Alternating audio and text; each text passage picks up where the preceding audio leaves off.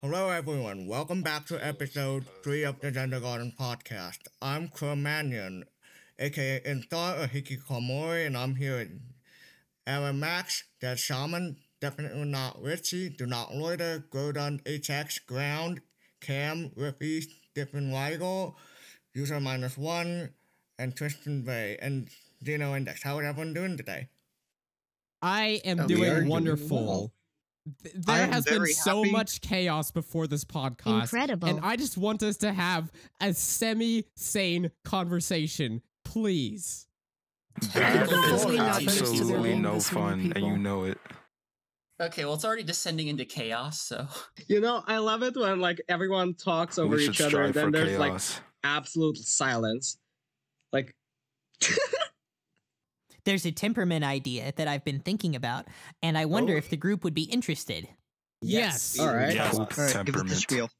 Let's hear. Over time, I've realized, after a long time of working with many equal temperaments, that I really like sort of the porcupine scales of 22-tone equal temperament, but I also like the porcupine scale of 15-tone equal temperament for different reasons.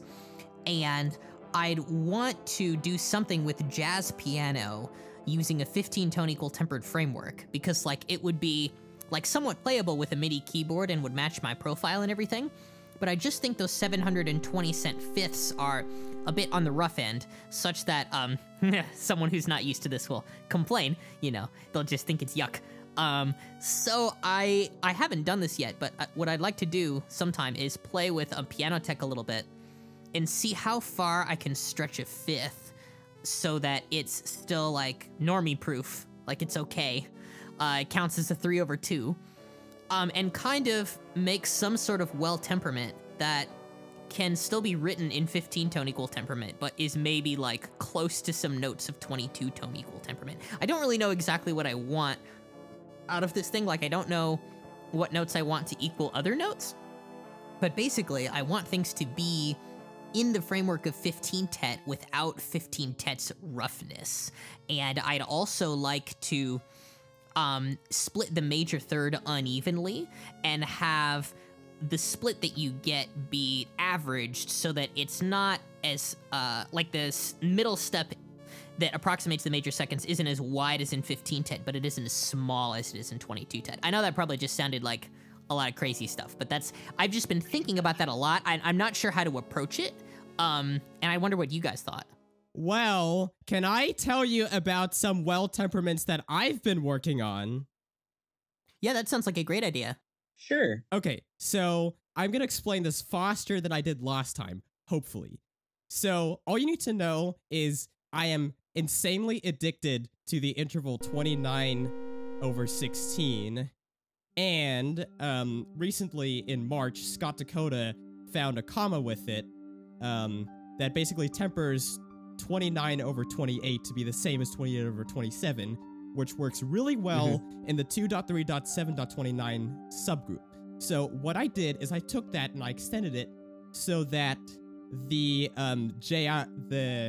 the segment of the harmonic series that goes 25, 26, 27, 28, 29, 30 are all the same step size. And what this does is this gets you a temperament where you have a generator where 2 of them stack to 29/27, which is kind of a wide semitone, 3 of them stack to 10/9, 4 of them stack to 15/13, so 8 of them stack to 4/3, and then you get some other intervals. There's also a 43/32 in there, because 2 of them are kind of close to 29/16. And what I did is this temperament generates a 19-note rank 2 temperament, but that on itself is pretty bad because you don't get a lot of like good use out of all the intervals that it approximates, because some of them take more than 19 generators. So what I did is I looked at that, I noticed that you can also think of it as a chain of fifths, where 11 of them are pretty pure and then 8 of them are flat. But if you use 77 EDO as the tuning for it, then the flat fifths are exactly the same as the 7 EDO fifths.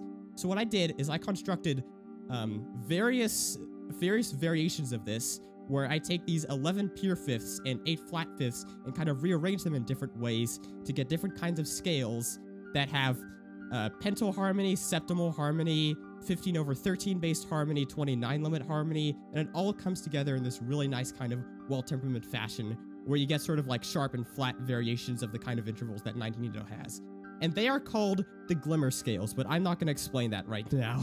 I see. You know, that is almost exactly the same idea that I had for doing it, which would be to approach it in the same way as Renaissance circulating well temperaments, where you keep a unbroken or semi-broken chain of 15 EDO fifths, maybe stick in a pure fifth there just for fun, and then a whole bunch of, I don't know, 709, 711 fifths that circulate into this thing. So you still have a very 15 EDO character on a few of the steps, but you have this more, broad sphere that you can pull from. Yeah, I guess you need to think about all the wolf fifths that you'll get, because 15 EDO contains 3 circle of fifths, so you'll get at least 3 wolf fifths that would be significantly sharper than even significantly sharper than 720 cents fifth. Yeah, I was also thinking about that, but you could probably find some kind of interval that would like be a reasonable like analog for the wolf fifth, probably something like 20/13 or something. I think more like 14/9 can actually work. Oh yeah, because probably. Yeah, I guess that's the version also. Yeah, supported by the p-val of 15 EDO. So in 15 EDO, I guess 14/9 and 3/2 are tempered to the same interval. So I guess the interesting approach would be that every circle of fifths, in every circle of fifths, 4 of them should be closer to 3/2, and 1 of them should be closer to 14/9. I love that idea. That is super interesting. Let me see how far such circle would fall from the going back to the octave. Okay, any thoughts from people who haven't spoken yet? Because there's a lot of people here, and I don't want to run anyone over with conversation. Something I did, I proved a theorem about a generalized version of the concept of interseptimals and diatonic. I'm calling them interordinals and arbitrary masses because interseptimals, namely tonic or semi-fourth, and naiadic, aka semi-sixth, cosetic, aka semi-tenth, and uranic, aka semi-12th. These fall in between thirds. These fall in between major seconds and minor thirds, and naiadics between the major thirds and perfect fourths, and they fall between K diatonic like kths and diatonic K plus firsts. So that's why I'm generalizing that to the name interordinals. That's a good idea. Yeah. Speaking of sharp fifths, like, has anybody ever thought about, like, the fact that Mavla is basically just, like, an inside-out mean tone, and Father is basically an inside-out superpyth? You know, more people have thought about the Mavla one, I'm sure, because I think it's explicitly stated in several areas. Anti-diatonic, things like that. Yeah. What makes Father an inside-out superpyth? That seems really weird to me, because in Father, the perfect fourth and the major third are the same. The perfect fourth in Father is flat, which means the perfect fifth in Father is sharp. So But I don't understand how that's inside-out superpyth, because when it comes to 5-limit mappings, Father just maps 5/4 to the same interval as 4/3. I think in general, the idea of having temperaments be inside-out versions of other temperaments seems it seems a lot more difficult to put one's finger down on than the mean tone Mavila case, which is yet another thing that comes from just like the one scale that gets used all the time, so it's easier to understand. Okay, I'm really sorry. I do have to cut in because I've got to leave in 5 minutes. There's something I want to share quickly before I go. All right. And that is that I am going to be writing a string quartet in extended just intonation that will be performed in June and have a professional recording of it out in the world. And I will be able to share it with all of you, including That's the score. amazing. That sounds so exciting. Nice. What tuning is it in? So, the tuning, I'm basing it off of the actual construction of the Weigel comma, which I don't recall exactly what the ratio is off the top of my head, but essentially it's the difference between 2 just fifths, 1, 2, 3, 4, 5 just major thirds, and the 11th harmonic. And also in this construction itself, if you sort of put the fifths at the bottom and the thirds at the top, you actually have a very good 7/4 approximation in the form of 200, or 7/1, I guess, in the form of 225/32, which I don't even remember what that comma is. But basically, I'm using this framework as the basis for some other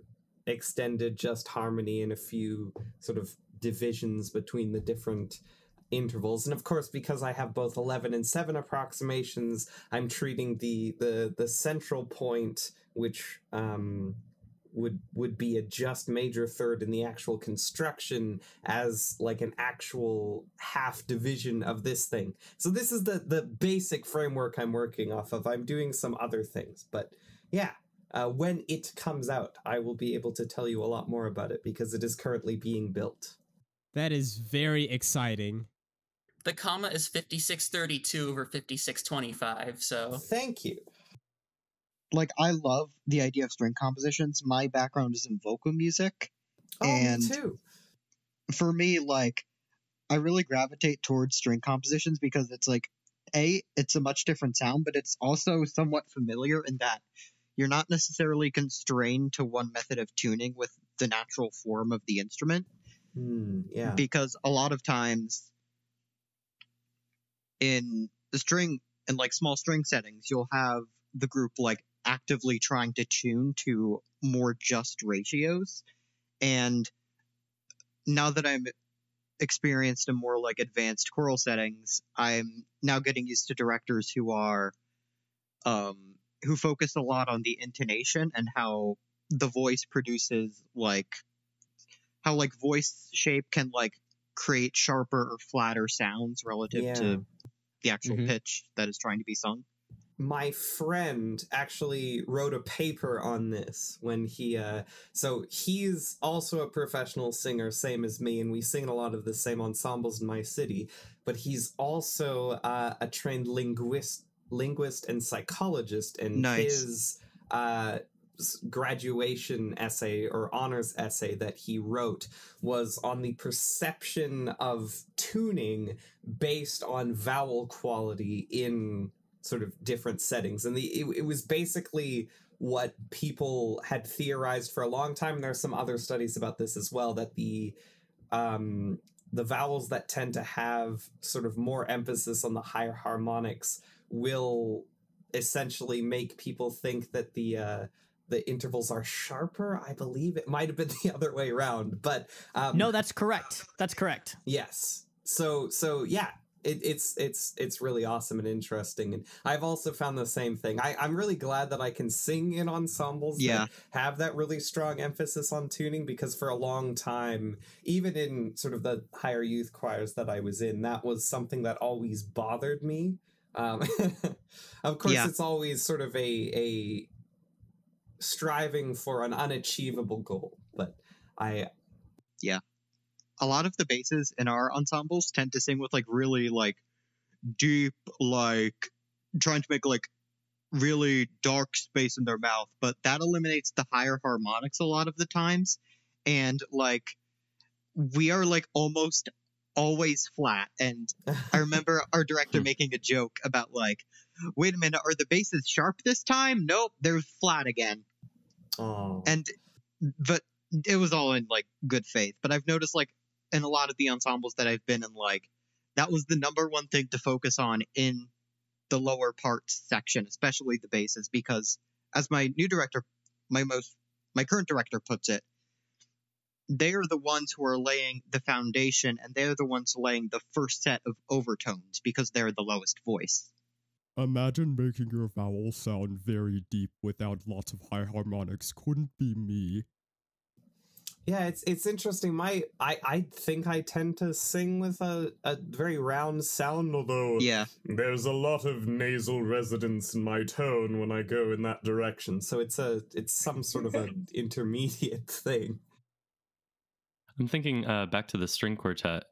Cool analogy would be exploring bow placement. So like a sol tasto versus ponticello. Oh yeah, totally. I'm doing that all over the place. And in my earlier string works, I actually had an entirely separate staff for bow placement. Another thing I'm actually exploring in this quartet, which is something that is not used that often, is I am using the strings behind the bridge as sort of a way to get to kind of bit of indeterminacy in the temperament, but I'm also before sort of the actual production of the string quartet, presumably each time it'll get played. I don't know if more than one ensemble will ever play it, but 3 other instrumentalists will find both the unison to the behind the bridge string on the 4th string of the cello and the 5th above that. Do you know what this makes me think of? What? So you guys were talking about bow techniques, but another thing you could do on string instruments, for those of you who don't know, I played the contrabass in high school, but I don't play it anymore because it just got too difficult and I wanted to focus on music production.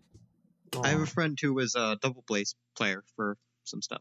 Yeah, well, Nice. I think double bass. I think those are interchangeable. But anyway, so one technique you can also do on string instruments is you can do like harmonics, which you can like hold on one part of the string, and when you play the note, then it like hits one of the harmonics. But then the tone becomes a lot softer. And I was wondering if that's kind of analogous to how when you're speaking, your tone becomes a lot softer when you use your falsetto voice, which often sounds like this. It's similar in the way it works. It's kind of like half your vocal folds are 5 rating. It's not really. If you actually map where your falsetto ends, it'll usually end about an octave above your lowest singable note. Of course, it's a lot more complicated than that, but it's kind of the best you can get with vocal folds. Yeah. Is that bow technique, would it be analogous to polyphonic overtone singing? Well, not really, no. If you do, like, you can hone in on ponticello things, and I think you can, like, definitely hear other harmonics louder than your, intended fundamental. If you, on the cello specifically, you can actually place your finger over several different harmonic nodes, which will actually allow multiple of them to sound while still sort of obscuring the fundamental. I guess like ponticello is probably the best analogous thing to actual specifically polyphonic oversinging, but you can do multiphonics on string instruments. It's just hard. Actually, there is also a possibility of going to like really high overtones of a string.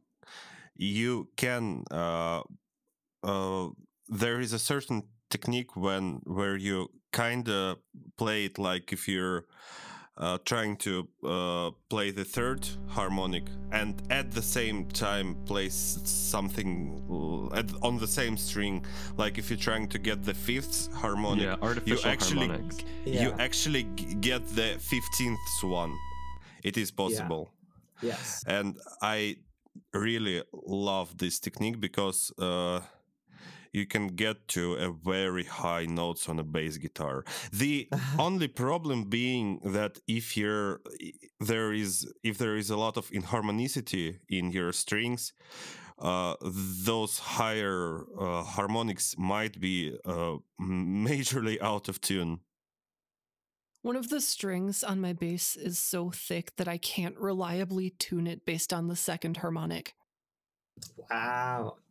That's wild. Yeah, I think it's if I remember correctly, it is a 236 gauge. Oh, okay. That's really thick, right?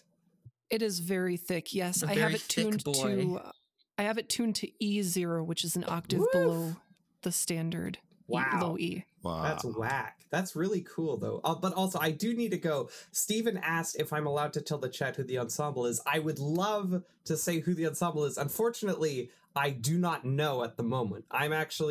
So I told Steven previously that this thing is going to have the Jack Quartet on it. I'm not writing for the Jack Quartet. That would be incredible. Maybe after I do this, I will be able to. But I'm actually going to be writing for a string quartet, which is mentoring with the Jack Quartet. And as of yet, I do not know who it will be.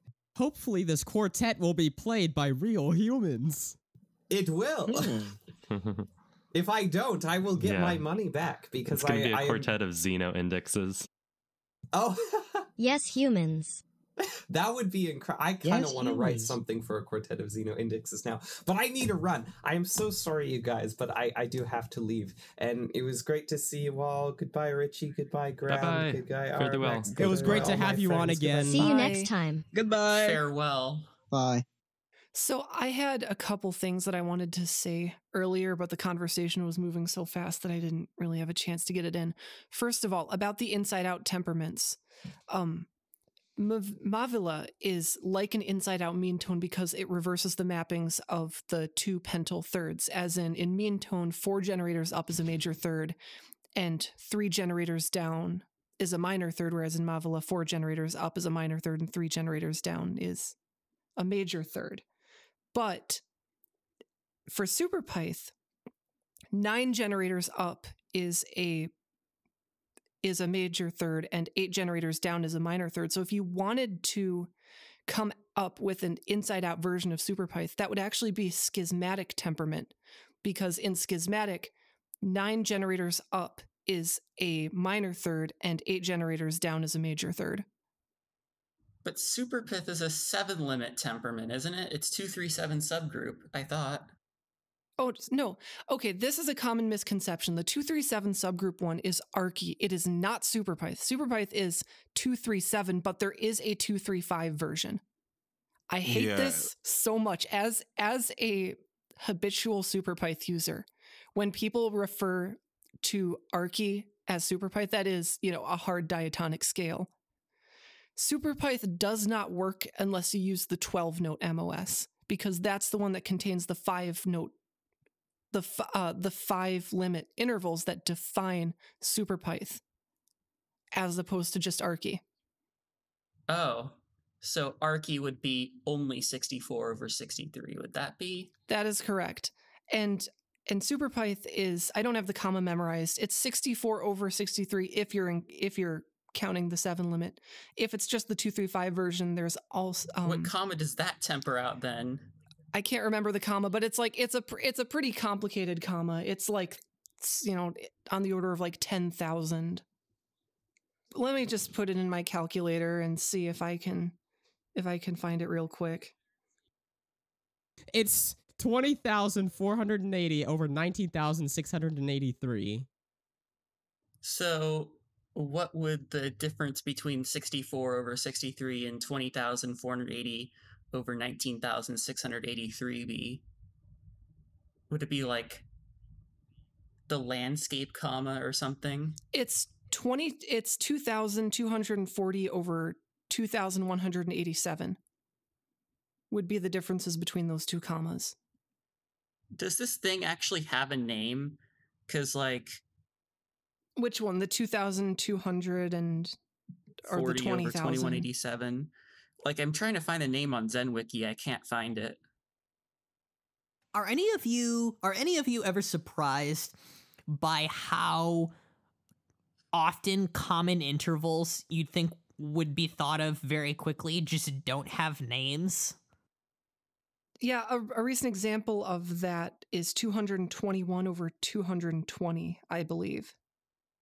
Yeah. I'm frantically looking it up. They all have names, except they are numbers. That's true. That sounds like something a human would say. Because 221 over 220 is the difference between 13 over 11 and 20 over 17, which is very important for Neo-Gothic temperaments. I found that because I was trying to define all of the different commas in pentagoth, and I didn't have a name for that one, despite being a very low super particular, relatively speaking. Oh, I found something out about pentagoth recently. Would you like to hear about it? Sure. So you know how the minor chord... So for those of you who don't know, pentagoth is a Mavilla temperament that's optimized to sound very consonant. So the minor chord becomes 17 to 20 to 25. And I figured out that the major chord is very close to 36 to 45 to 53. At that point, I think it's too complex to really be worth, unless you have Zia's ears, I guess. It's not really worth defining otonally. Which is why I insisted on also tempering out 221 over 220 in pentagoth, because that 1311 basically increases the accuracy of the temperament, because 25 over 17 is actually like 660 something cents. It is significantly flatter than what the generator of pentagoth should be. So what I did was I added that 1311 to the temperament, which is considered equivalent to 20 over 17.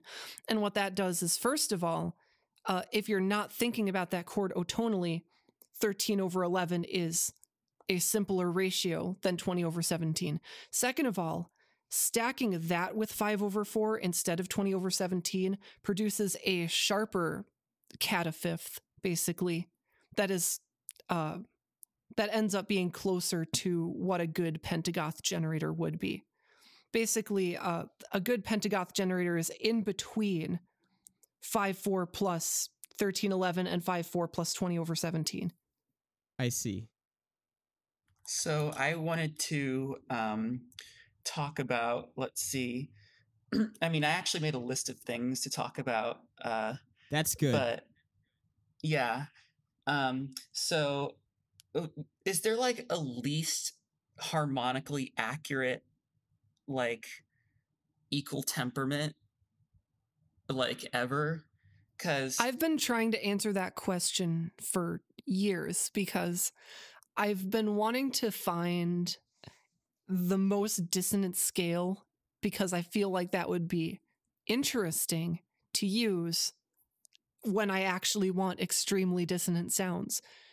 That's a really hard question to answer, because you could take the harmonic entropy maxima, and I tried optimizing for that and couldn't really find anything that was definitively better at approximating those harmonic entropy maxima than several other options. I mean, I just tried a step size of acoustic phi, and that gives me a really good 18th harmonic for some reason. I saw, this is a while ago in the Facebook groups, when Paul Ehrlich tried to do something similar, I think, with harmonic entropy. I think he concluded that technically it was 18 tone equal temperament that had the property of, like, being the least close to any, concordant interval, even if you, I don't know, even if you go into infinity limit, however that is done in its mathematically complex way that I do not understand. But see, the ironic nuance of that there is, like, the 18 EDO actually has a really good stretched major chord, which I believe is 0 cents to 400 cents to 733 cents. That is correct. And it still sounds good because it's very close to a linear chord. So you can't even call 18 EDO the most dissonant chord anymore if you take like delta rational chords and isoharmonic chords into account. And there's also the fact that 18 EDO has a near perfect 7/6 and in fact a perfect octave. And 18 EDO still has a good second harmonic. I was gonna mention the 7/6. That's too just to me for it to count. I guess now is a good time to try and stand 20. Not for any mathematical reasons, but just because of how confounding it is. I mean, I guess you can trace those to mathematical reasons, but, you know. Like, whenever I play in 20, it's hard to make things sound normal. I wanted to say something about 20. So, 20 is basically one of my first ever tuning systems that I've ever picked up. I picked up 5 EDO first, and then 10 EDO, and then I was like, how about 20 EDO? You know, obviously. And I played around with it, and I made like a few songs in it, but that are just sketches, of course. But I really do enjoy 20. It may not sound really that consonant to like any like average person's ears, but I really enjoy the sound of it. It sounds really exotic. I have to agree. 20 has fifth that is 12 steps, very divisible, lots of fun to be had. What's really interesting about 20 EDO to me is that it has a very accurate 10/9, but there is zero equivalent for a 9/8. 20 has a really good 13th harmonic as well because it borrows it from 10. So 20 EDO has some significance to me as well because, as some of you may know, I'm very into 5L2MXS scales. That is 5L steps, 2M steps, and then a certain number of comma S steps. And the first of those scales that I ever found was 5L2M1S. It started out as 1L4M2S, but I added the last comma step to kind of split up that bigger 1L step. Anyway, I found that scale because I had a dream in, like, I think it was November of 2019, telling me to find a diatonic scale in 20 EDO. And that's what got me started on this path. Another funny thing about this story with 5L2M1S, which was originally 1L4M2S, is the fact that because the scale came to me in a dream, somebody said that it was oneirotonic actual, because oneiro means dream in Greek. It's funny. And what makes that even better is the fact that the oneirotonic scale 5L3S is a degenerate case of 5L2M1S. So now that's the unofficial name for that scale. Most straightforward diatonic scale in 20 EDO is just Zarlino. Oneirotonic actual. Going back to the mathematical property that osmium and I found about an interordinal in masses. If a mass has more large steps than small steps, that is, if a mass ALBS has A greater than B, then every neutral interval, that is the neutral case step in, these are found in diatonic in like 17 EDO and 24 EDO, but they generalize to any like tuning of any mass. The neutral case steps correspond to interordinals in the parent mass, which is if you have more L steps and S steps, the parent mass is BL A minus BS. It neutrals in ALBS, the child mass, corresponds to interordinals of the parent mass, and except for two cases, which is neutral second, which is the neutral one mass step and its octave inverse, in neutral A plus B minus 1 step. And interceptimals in your mass ALBS, they correspond to the neutral intervals of the parent mass, BL A minus BS. For diatonic, that's 5L2S and 2L3S, and for unirotonic, that's 5L3S, and the parent mass is 3L2S. So, one significance is that how, the interceptimals are the neutral intervals of 2L3S pentic mass. That's really interesting. I love creating this sort of symmetry between interceptimals and neutrals. I considered those categories of intervals like the two main important categories outside of diatonic intervals for a Zen tuning, because I recently did an assessment of all of the different possible replacements for 12 Edo in a more Zen-friendly world. And the answer that I came to for the best option was 24 Edo, actually, despite how much it's hated, because it has a decent general purpose diatonic scale, which is very simple and easy to use. And it has the interceptimal intervals, and in fact, possibly the best tuning of semichordal, in my opinion, because it tunes all of the simplest interceptimals pretty well.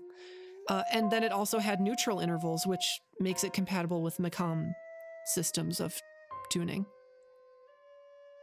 My intuition is related. My intuition is also says that osmium's function system based on the 7 form and the 5 form, that 7 plus 5 structure into 12 Edo based functions, and the neutral intervals and interceptimals and super and sub. I think that's probably a good idea too. Because heptatonic and pentatonic systems are really common across the world. Something I wanted to mention is that Ground mentioned that 24 Edo is good for maqams, and this might be because of my dedication to 34 as a system, but I prefer to have maqams that distinguish between 10/9 and 9/8, just because I feel like the character of a distinct 10/9, even if it's flat, is important to the sound of a lot of maqam scales. Yeah, I could be very wrong about this, but I think that distinguishing those two intervals makes it a second level maqam system. I think, yeah, you're correct about that. 41 distinguishes between 10/9 and 9/8. Yeah. And the reason that I discarded 17 Edo, despite being so good at that, is one, it doesn't have interceptimals. Now, that's not important to a lot of people. The main issue with 17 is the fact that it doesn't do the 5 limit.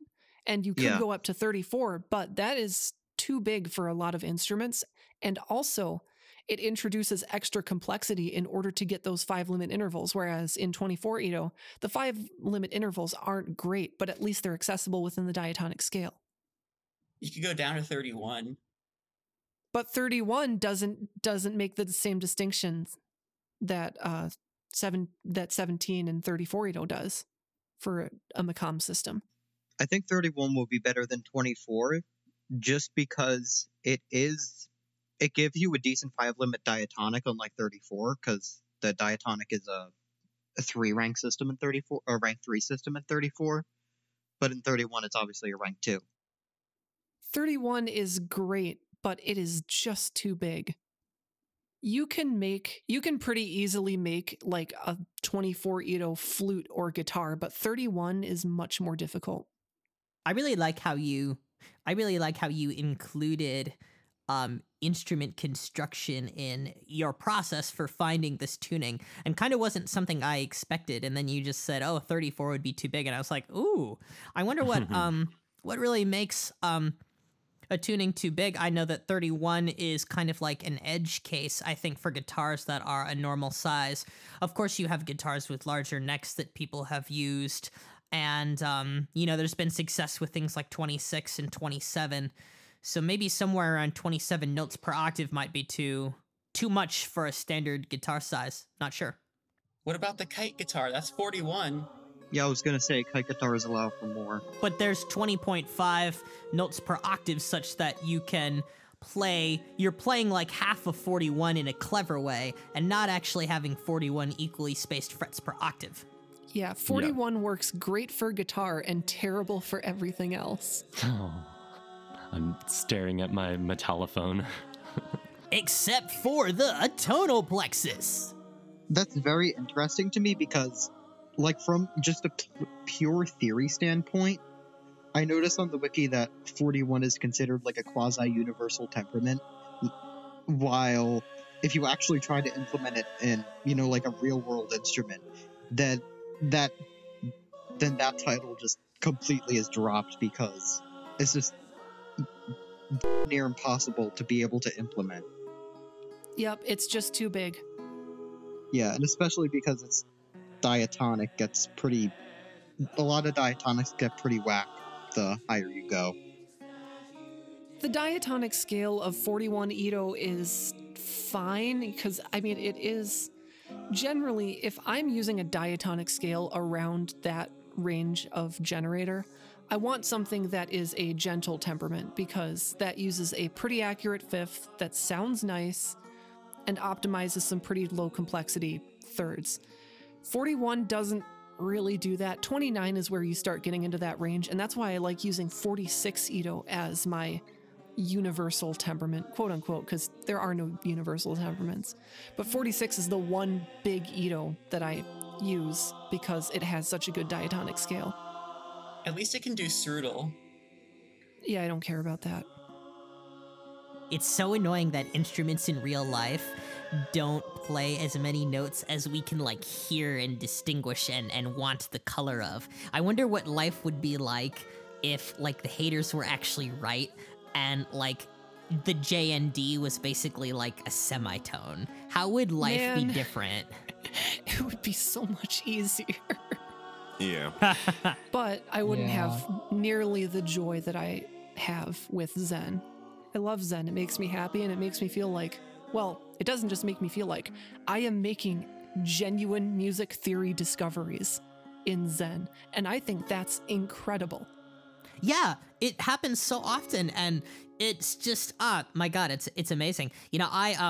I work with kids a lot, and considering this is Zendergarten, I'd love to share a fun anecdote with one of the students I have. Well, I don't really have him anymore, but he likes to come in and he has a piano lesson and then he has to go to band after. And he's always really tired. But I like to cheer up his day with Scale Workshop because he has to just hang out in the lobby. So if I get a break, I'll hang out with the lobby with him and pull up Scale Workshop. And he loves to play with the keys, but he also fixates on really weird obsessions. So for example, if I pull up 7-tone equal temperament on my computer and play Good King Wenceslas and 7-tet, he's like, oh, we got to change the numbers. He doesn't care about the melody at all, even though he can play it. He just wants to change all the numbers to be something weird, but he doesn't care about the connection between the pitches and what he's hearing, which I think is just kind of fun, That's amazing. We're gonna have a new member of the community in a few years. Hey, that kid isn't the only one who has weird obsessions. I watch My Little Pony Friendship is Magic, for crying out loud. You heard it here, folks. Uh-oh. There's a whole community of people about that, though.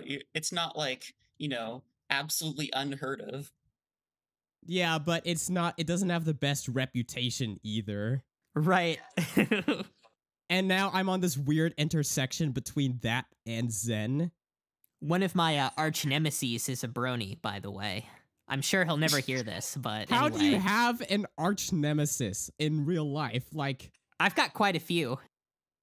Well, this particular one may have stolen my then girlfriend. Oh, I understand now. Yeah, not a great dude. Well, I haven't really ever had a girlfriend to be stolen from me. The closest I've come is I guess last year I had a friend who I was maybe thinking I might want to date, but I don't know. She's too, like, normal for me. I know the feeling. The closest thing that's happened to me is that in freshman year of high school, we had like this freshman year dance, and the one girl I was considering like going out with ended up going with this one kid who would just always like taunt me and insult me. And it was just like, I didn't care about it much at the time because I was more focused on like line dancing with my other friend at the dance. But like, I feel like it was a bit of a move. That's how you know she's not right for you. Actually, I just wanted to say, Steven Weigel, my man, there is one thought that once came into my mind.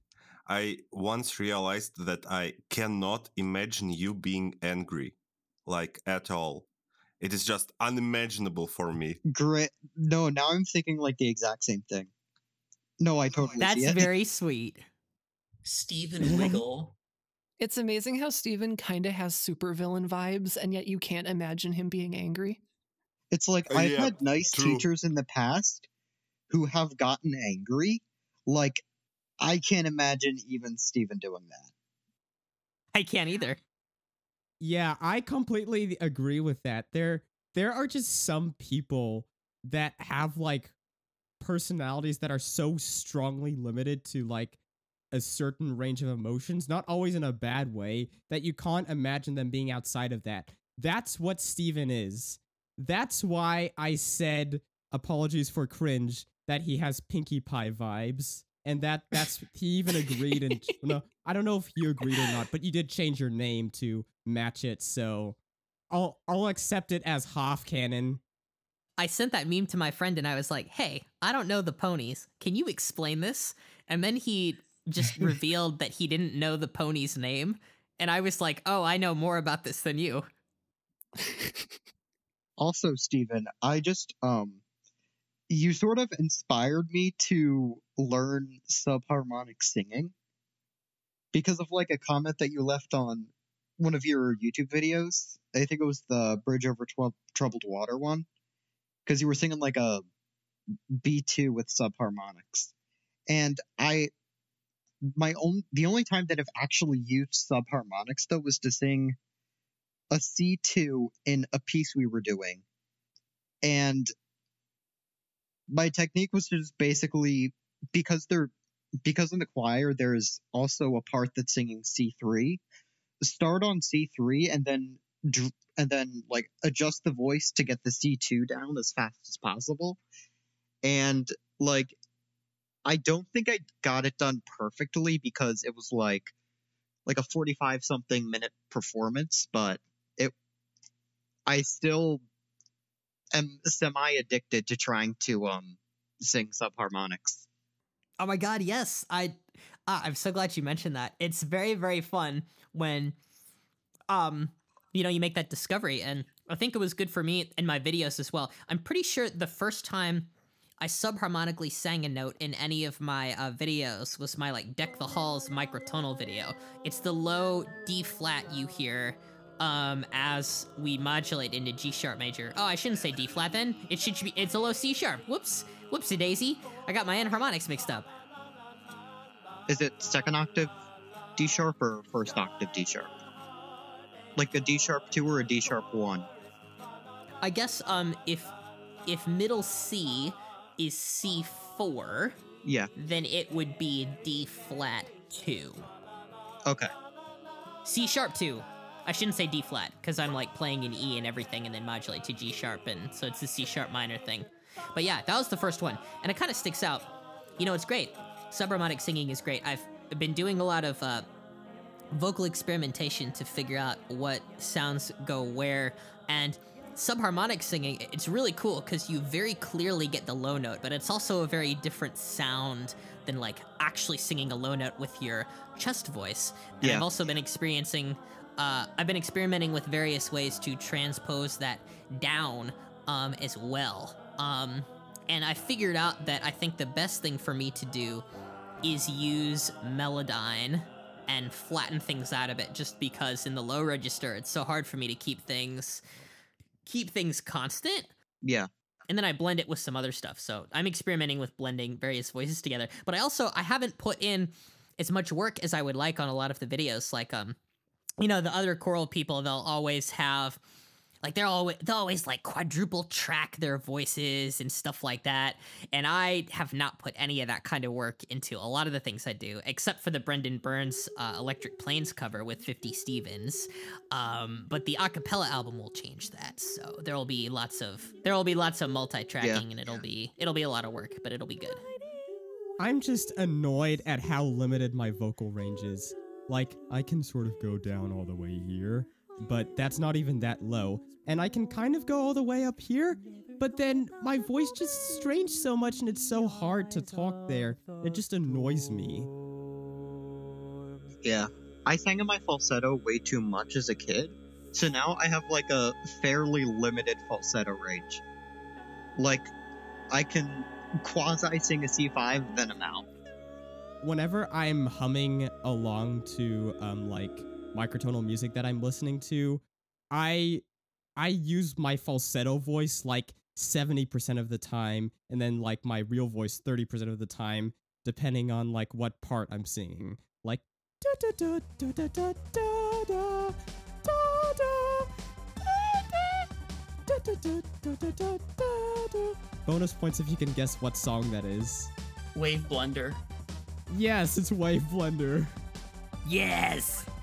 Which, by the way, uses like a really like strange JI scale that like I know that it's I think it's based off of the 11 limit, but it's stretched in such a way where it's not completely equal. I actually left a comment on this on the video. It's stretched kind of weirdly, not like proportional to like the size of the notes, just like the number of the note. And it's then quantized to an arbitrary fraction or whatever, I guess. It's really weird. By the way, Userminusone, when you said like you started changing your voice and going all like this, or going high like this, I just imagined you like being in a room and shrinking when you had like a high voice and like growing, you know, when you did your low voice. Dang it, I'm only 2 inches tall! What am I gonna do? You know, another thing to mention that might give you some hope is that basically most of the low notes I do, a lot of them are just cheating. So, you know, if I had to do them, there's some things I could do in a live performance setting that would be a lot harder. I always like to think that most of the things I post could be live adventures, but it's just so hard to remember all of them.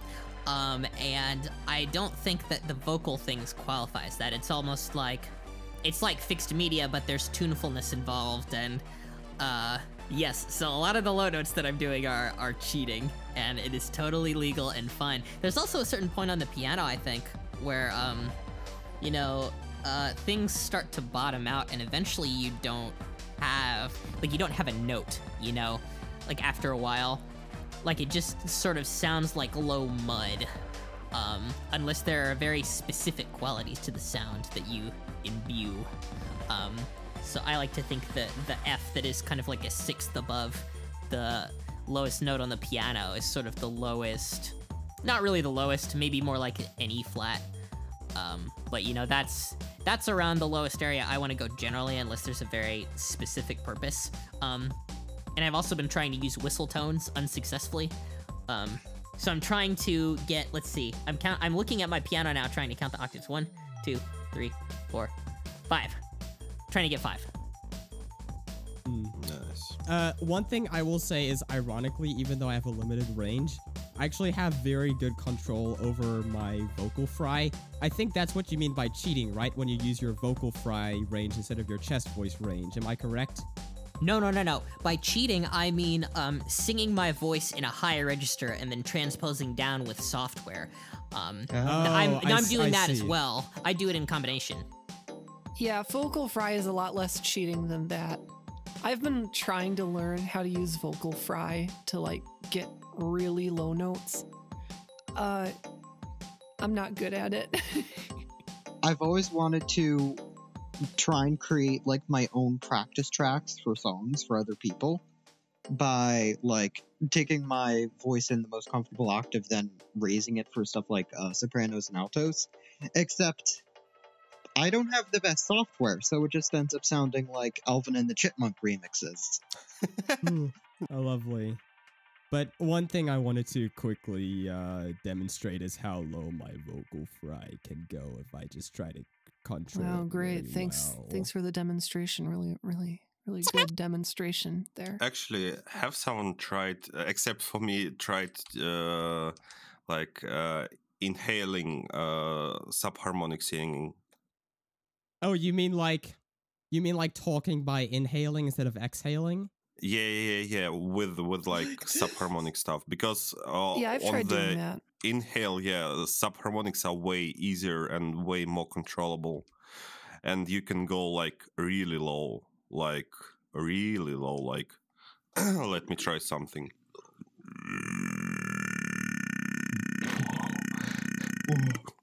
That's a C. Hell yeah. Oh my god. Wow. Thank you for that. Thank you for that. Guys, I can do that too. I can also like just talk backwards in my normal range. Like, for example, right now I'm actually talking by sucking in air instead of blowing it out, but it makes some syllables harder to hear. And I can also go, for some reason it's not doing it today, but sometimes I can do it a lot better. You know, I wish I could like do something like this, but my voice kind of hurts because I'm recovering from a cold. So yeah, that kind of sucks. But still. Okay, I found a clip of me trying to record and then like pitch my voice upward so it's actually in a upper voice range. I hope you can hear it.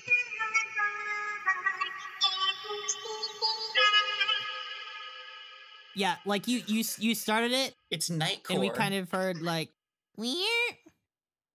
Wait, can I interject something for a moment? Sure. So back to the thing that Ground, you were saying about like 41 EDO, it only works well on guitar. I would like to potentially disagree with that, because I was generalizing.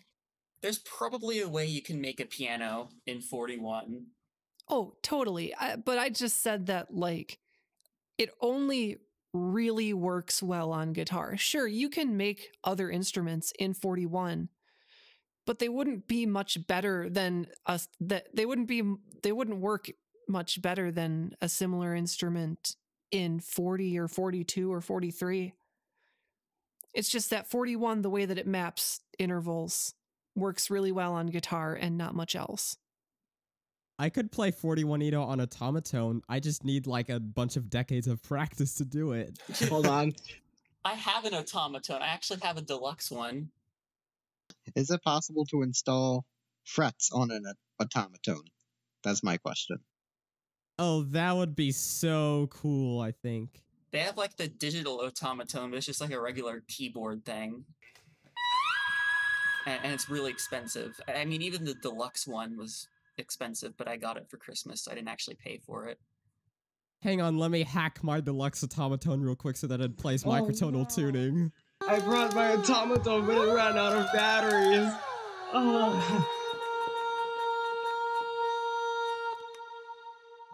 Oh, here we go.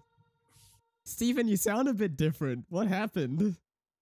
Oh, I have mine too. We can have like a whole automaton chorus.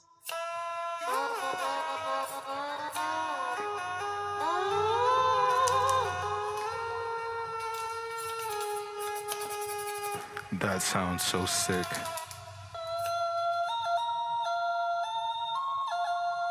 I love that when you shake an automaton, it does like a vibrato. Yes. I just thought of something dumb that is automaton related that's important. I don't know if you guys saw, but I covered CBAT with 24 automatones when it came out. Video. I love that. No, that is the optimal way to perform CBAT. Yes, it took way too long to make. It was very tiring to put all of those together for like a little tiny video. But it was also fun, I guess. So I auto-tuned a lot of the otamatones, just so that it would sound like a little bit more coherent. You can tell that I'm playing CBAT when it's not auto-tuned, but I call that just the more screeching version. So if anyone would like the more screeching version, I will send it to them. I mean, if you're going to perform CBAT, then the screechy as possible, I think, is the best. Yeah, I think it's great because like it fits into the whole vibe of what is trying to do. But yeah, I've stopped practicing automatone. It makes me sad. I need to be practicing it more. I need to like try auto-tuning an automatone or my automatone to like 5 EDO. Auto-tuning an automatone like destroys the whole purpose of an automatone, in my opinion, though. Are there even any auto-tune plugins that support microtonal temperaments? Yeah, Melodyne does a pretty good job. Yeah, I've been looking into putting vocals in some of my own music, and it looks like Melodyne is the best option for that. But isn't that like a manual pitching option instead of auto-tune? And it's probably expensive too. What about something that like, first of all, supports like Linux, and like, second of all, you know, is free. Like I was about to say like mod X42 to like basically take like microtuning. In fact, Aaron Wolf, which is someone who lives around here, actually made a GitHub like request or whatever to support microtuning, and the guy was like, that's not really the goal of this plugin or whatever like that. Like that just seems kind of lame. I mean, X42 doesn't sound that good anyway. I use Super Collider for this, but you have to code. Microtones aren't the goal of this plugin. It should be. Wait, are you actually on the X42 website right now, or are you just? No, I'm just commenting on that GitHub request. I think that it's saying that microtones aren't the goal of your plugin is such a dumb response because it is so easy to add microtonal support if you have programmed it correctly. There are plenty of different types of software that allow for microtonality that are not focused on microtonality, so I don't know why they're making that argument. Rhythms are not the goal of my plugin. Okay. Here, this is the original. This is the original GitHub request. This is actually issue number 9, 2019. So Aaron says, this is not a trivial request, but it would be ideal to be able to set an arbitrary number of pitches. It could just be a table/list. It would be ideal to support many input formats, such as ratio, frequency, sense, etc. But I think if it only supported sense, that would be the one option that would be the most universal. Ideally, it might just be a support for importing Scala files. And then X42 responds, some autotuner supporting Scala files would indeed be very nice to have. That would, however, have to be a different project. One of the main features of FAT1.lb2 is that it supports MIDI input.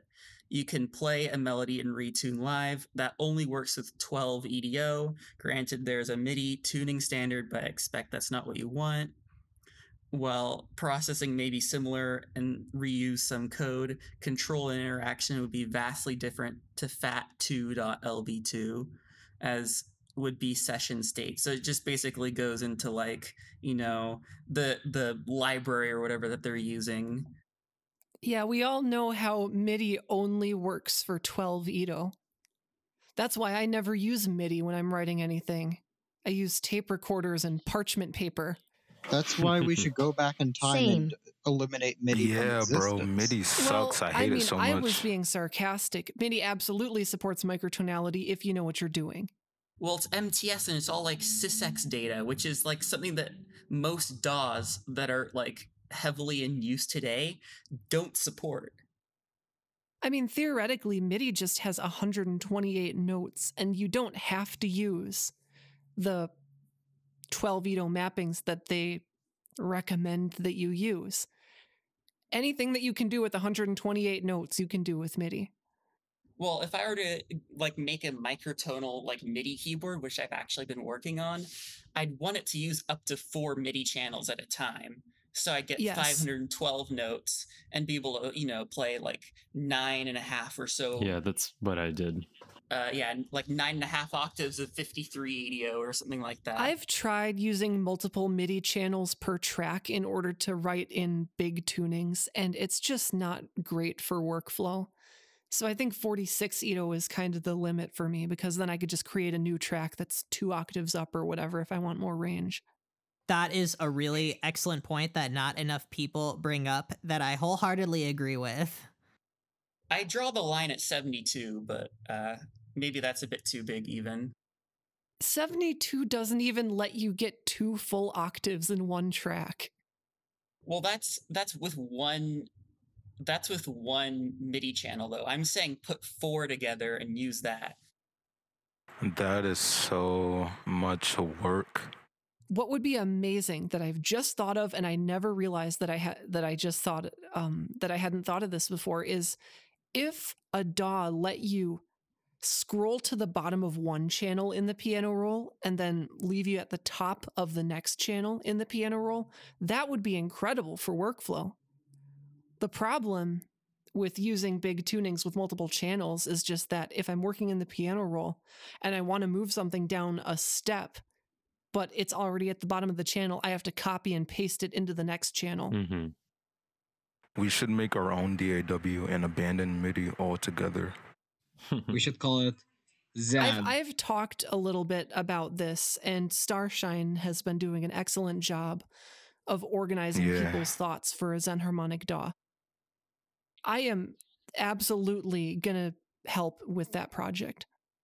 If I were to make a DAW, I'd want it to be, to pretty much do anything, be modular, and have like a really just kind of like open system, I guess. And I'd want it to be free and open source. You want your DAW to do everything. Are you saying you want your DAW to wake you up in the morning, cook you breakfast, put on your clothes, and... That's not what I meant. You know what? Maybe I do. I feel like Reaper is gonna be like that in like 100 years. I wouldn't even be surprised. Except the free and open source part, potentially. Unless, like Kakos goes out of business, which I don't know. And they just released the source code. Yeah, well, that's what happened with Surge, right? Kind of. Except I don't know if the original company went out of business or not. I don't know. Really? I had no idea that Surge was originally proprietary. Apparently it was. It used to be, but now they've started to do like Surge XT, which I haven't actually downloaded yet. I'm still on Surge 1.9. So yeah, the original developer was Vember Audio. The annoying thing about upgrading to Surge XT is that previously when I would update Surge, it would just change how Surge is in all of my tracks, and I wouldn't have to like change the VST plugin. But now that Surge XT came out, all of my old projects I have to remove. If I want to use Surge XT, I have to remove the existing Surge track and then add Surge XT and then load up the patch. You can't just swap plugins like you can in FL Studio while keeping the piano roll? I might be able to, but I haven't figured it out yet. What DAW are you using? I'm using Reaper. Why would Reaper not have that? I'm sure that it has that feature. I just don't know where it is. Can I point out a quick Melodyne fact first? Melodyne can do all of the scale retuning things with its lowest version. I think Melodyne Essential. So I don't know if that's the one that costs quite a lot, but you can use that to do retuning.